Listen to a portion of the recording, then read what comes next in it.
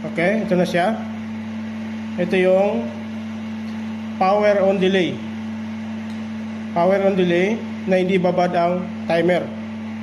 Pagka nag-energize na to, wala nang power ang timer. Patay na siya. Magpapahinga na siya. Off natin. Off. Pag in-start natin, magkakaroon siya ng power. After 5 seconds, mamamatay na siya. On. Ayan, meron na siya. Magkaka-power siya. Sa starting siya, meron. Ayan. Pagkatapos niya mag-start, mawawala na ng power. Off natin. Tapos auto.